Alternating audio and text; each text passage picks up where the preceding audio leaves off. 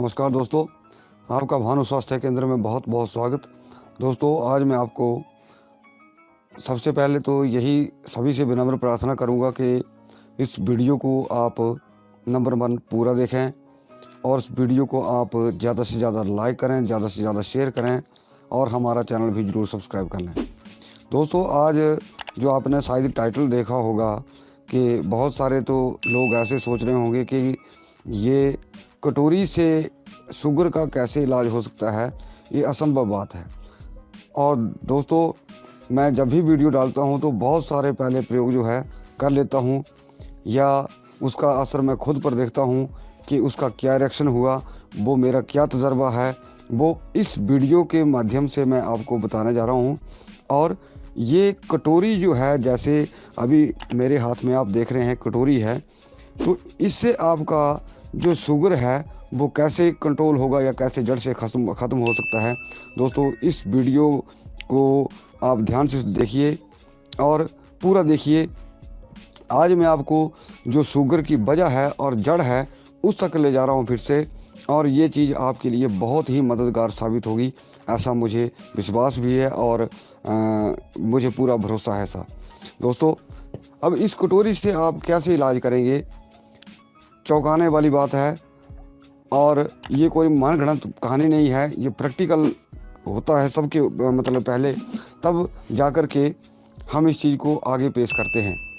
तो दोस्तों, एक चीज़ कहूँगा कि बहुत सारे लोगों को पता है कि पैनक्रियाज जो है वो इंसुलिन नहीं छोड़ता है, तो उसकी वजह से शुगर होती है।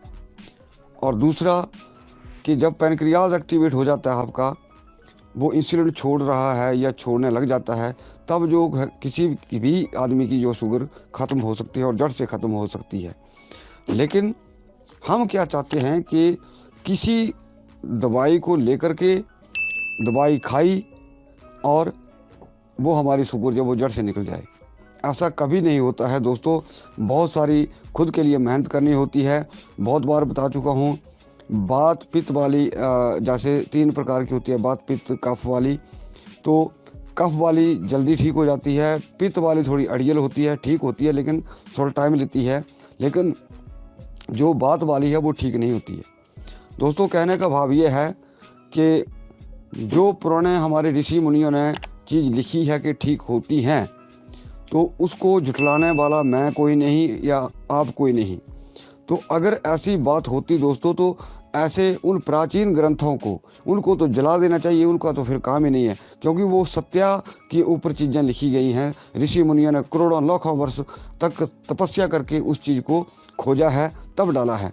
ये मैं नहीं कहता कि, मैंने बहुत बार ऐसा बोला है कि मैं नहीं कहता कि शुगर ठीक होती है या नहीं होती है, लेकिन मैं तो वो कहता हूँ जो ऋषि मुनियों ने पुराने ग्रंथों में वर्णित की चीज़, लाखों वर्षों तक उन जड़ी बूटियों को खोजा, अपने शरीर के एक एक अंग को, एक एक नस को उन्होंने वर्णित किया और कैसे कैसे उसको ऊपर आप किस ढंग से इलाज कर सकते हैं।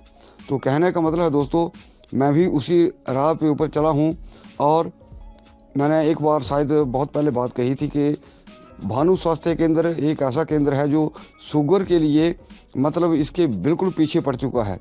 और हमारा जो मेरे सभी माताओं भाइयों बहनों से ये निवेदन रहेगा कि लाइक वाला बटन जरूर दबा दें। तो हमारा फोकस जो है वो शुगर के ऊपर, थायराइड के ऊपर, पैरालिसिस के ऊपर, और जैसे ब्रेन हेमरेज के केस हैं या जैसे थायराइड है, उसके ऊपर हमारा जो मेजर फोकस है उसी के ऊपर हम ज़्यादा काम कर रहे हैं। तो हर आदमी का, मैं ये कह रहा था कि हर आदमी का जो शारीरिक ढांचा है वो भगवान ने अलग अलग से तैयार किया हुआ है, वो भगवान का नियम है या भगवान की संरचना है। तो अब जो इसके जो पीछे मेजर कारण है वो उसके ऊपर ले चलता हूँ आपको। तो पहला तो आप सभी को पता है शायद या नहीं पता है कि हमारी नाभि जो है वो हमारी ऊर्जा का केंद्र है, यानी कि जो हमारे शरीर को, पूरे शरीर को जो गर्मी पहुंचाती है, हमें गर्म रखती है, वो नाभि का काम है, वहाँ आग का स्थान है। तो दोस्तों ये जो फायर है यही शुगर को कम या ज़्यादा करती है, क्योंकि जितनी आदमी के अंदर आग होगी, ज़्यादा आग होगी, वो उतना ही शुगर को ज़्यादा जलाएगी। तो दोस्तों फिर से लाइक वाला बटन कहूँगा ज़रूर दबा दें। तो शुगर जो है वो जितनी आग अंदर वहाँ जली होगी, अगर आग ठंडी होगी तो शुगर नहीं जलेगी, अगर आग ज़्यादा तेज़ होगी तो शुगर ज़्यादा जलेगी। और तीसरा ये कि आप सभी को पता है कि ये एंडोक्राइन डिसीज़ के अंदर आता है, अंतःस्रावी ग्रंथियों का जो रोग है, तो उसकी वजह से होता है ये अंतःस्रावी ग्रंथियाँ, जो हमारी रीढ़ की हड्डी से ये छल्ले जिसको बोलते हैं, ग्लैंड जिसको बोलते हैं, ये नसों के दरअसल में गुच्छी होते हैं और उनको ग्लैंड कहते हैं। तो ये जो हमारे शरीर के अंदर जैसे रीढ़ की हड्डी के अंदर जो हमारे अंदर की तरफ छल्ले बने होते हैं, उनको ग्लैंड कहते हैं।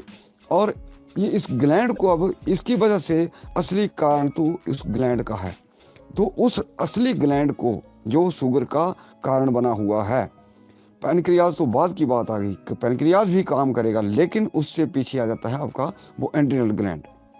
तो उसको आप क्या करेंगे?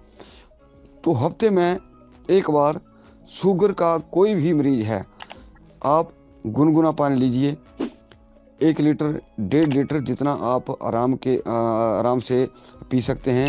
और नंबर 2, उसमें हल्का नमक डाल लीजिए, हल्का सा, और उसको पैर के बल ही बैठकर पीना है, यानी कि खड़े होकर नहीं पीना है या कुर्सी के ऊपर बैठकर नहीं पीना है। जब भी पीना है आपको जैसे पालथी मार के भी नहीं पीना है, आपको पैरों के बल ही बैठ के उसको पीना है, जितना पी सकते हैं। और फिर खड़े हो जाइए, और खड़ा होने के बाद आप थोड़ा तिरछा हो जाइए। ये जो आपका बायां हाथ है, इसको आप पीछे कमर के ऊपर रख देंगे और उंगली डाल के आप उस पानी को निकाल दीजिए, यानी कि आदमी को इतना बेंड हो जाए जितना मैं हाथ कर रहा हूँ, तो वो पूरा का पूरा पानी जो है वो बाहर निकाल दीजिए। दोस्तों फिर से एक बार निवेदन करना चाहूँगा, लाइक वाला बटन जरूर दबा दें। उससे क्या होता है, ये भी तजर्बे वाली बात है दोस्तों। जब भी वो हमारा पानी हम पीते हैं और बैंड होकर उसको निकालते हैं, तो जो हमारे रीढ़ की हड्डी से ऐसा लगता है कि वो टकरा के निकल रहा है, और वो ग्लैंड जो हमारे वो उसके ऊपर वजन पड़ता है, या उसमें वो मूवमेंट होती है।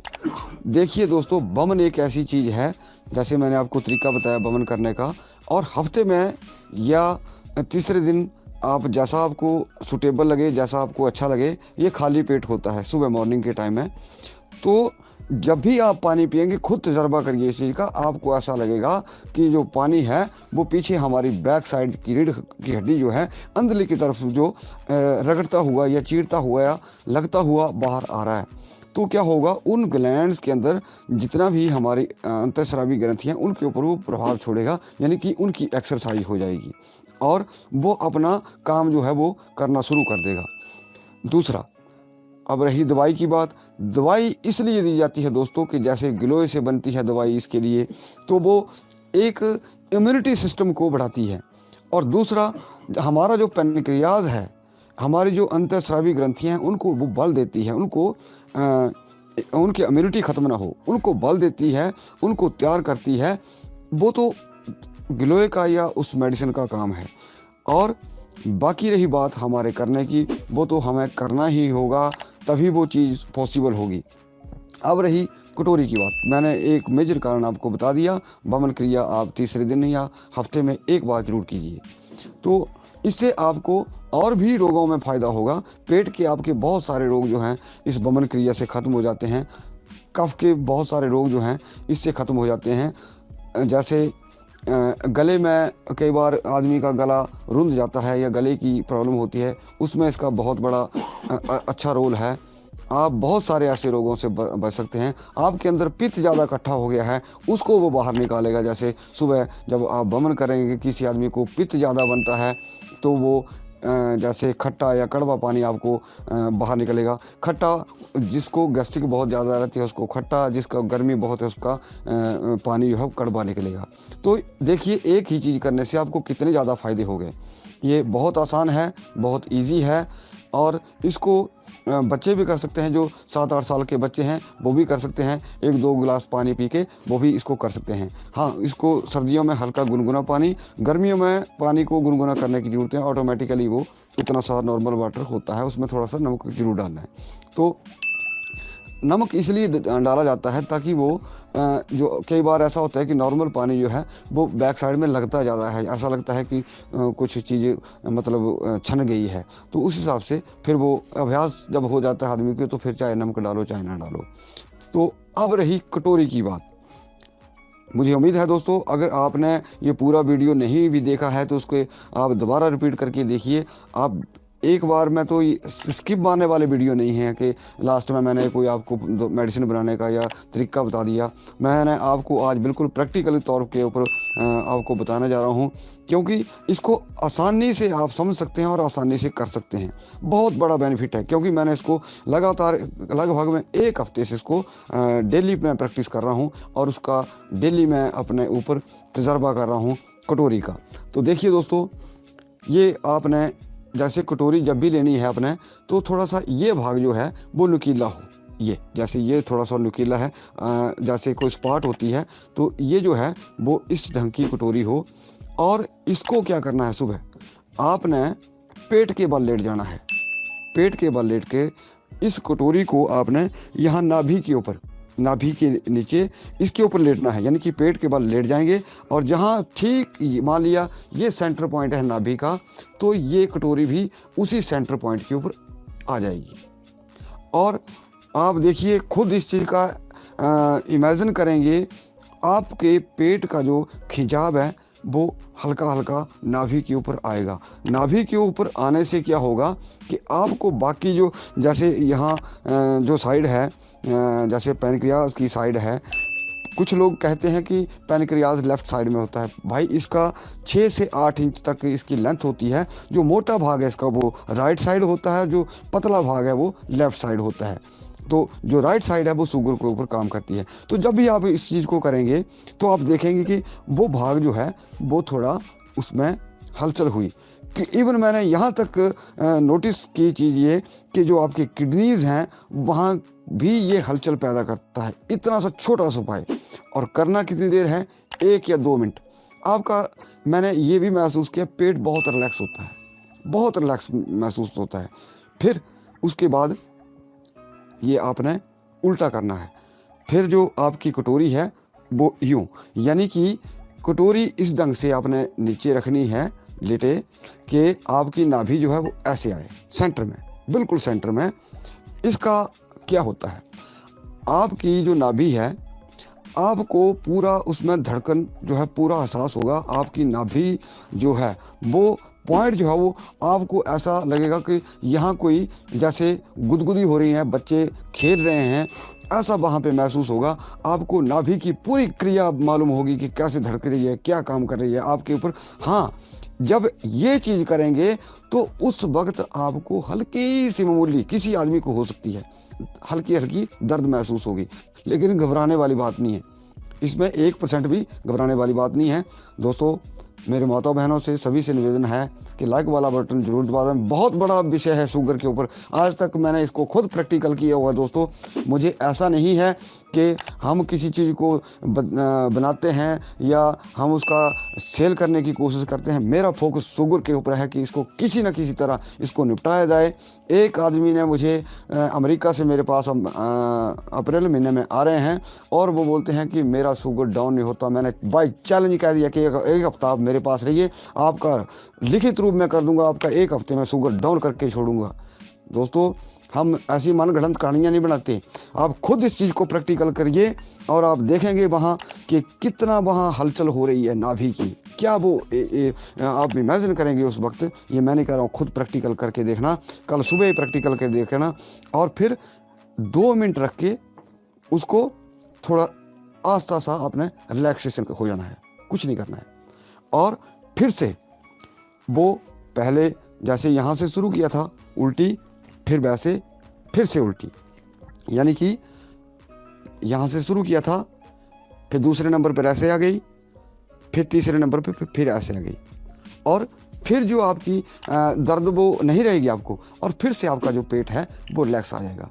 और देखिए दोस्तों, मैं आपको दावे के साथ कह सकता हूँ कि इस चीज़ को आप करेंगे, हफ्ते के अंदर अंदर आपकी, चाहे आप आयुर्वेदा की कोई भी मेडिसिन खा रहे हैं, हाँ, ग्लो के ऊपर तब तवज्जो देता हूँ क्योंकि इम्यूनिटी बहुत बढ़ाती है, ये बहुत सारे लोगों को उठाती है, इस करके मैं इसको ज़्यादा ये जैसे एलोवेरा हो गया, इम्यूनिटी को बढ़ाती है, ग्लो इसको इम्यूनिटी को बढ़ाती है, तो इस करके मैं ज़्यादातर इनको तवज्जो देता हूँ या इसके ऊपर ज़्यादा जोर देता हूँ। लेकिन मैं ये ज़रूर कहूँगा कि एक हफ्ते के अंदर जिस भी आदमी की शुगर नहीं डाउन आती है, अगर ये डेली एक्सरसाइज ये करेंगे, सिर्फ टाइम बता देता हूँ, चाहे आप 2 मिनट रखिए ऐसे, फिर 2 मिनट ऐसे रख लीजिए, और यानी कि ये उल्टी से ही, जैसे यहाँ से शुरू किया, फिर दूसरी बार यहाँ और तीसरी बार यहाँ मतलब ये ज़रूरी नहीं है कि आप 2 बार करिए 3 बार करिए, इसको कर सकते हैं, लेकिन मेरा मतलब ये है कि यहाँ से आपने शुरू किया था इस पोजीशन में, इसी पोजीशन में आपको इसको लास्ट में करना है। जैसे शुरू यहाँ से किया तो इसको लास्ट पोजीशन में, दूसरे पोजीशन के ऊपर ही आ जाती है, तीसरे पर फिर और जैसे तीसरे पर आ गई, चौथे पर और 5वें पर ऐसे। और हाँ, इसके बाद अगर हो सके तो जितना आप हल्का कोई पचने वाला चीज़ खाएंगे तो उतना आपके लिए बहुत बढ़िया रहेगा, और कम से कम आप आधा घंटा कुछ ना खाएं, और उसके बाद आप कोई हल्की खिचड़ी खा लीजिए, मूंग की खिचड़ी खा लीजिए, बहुत अच्छी चीज़ रहेगी आपके लिए। दोस्तों मैं समझता हूँ ये आपके लिए एक बहुत बड़ा वरदान सिद्ध होने वाला है दोस्तों। और एक और चीज़ जो अहम बात है, बहुत सारे लोग तनाव से युक्त होकर के शुगर बीमारी का ये मतलब जन्म दे देते हैं अपने शरीर के अंदर। तो तनाव से बचने के लिए एक देखिए दोस्तों कि इसमें जाति धर्म किसी चीज़ की वो नहीं है बात।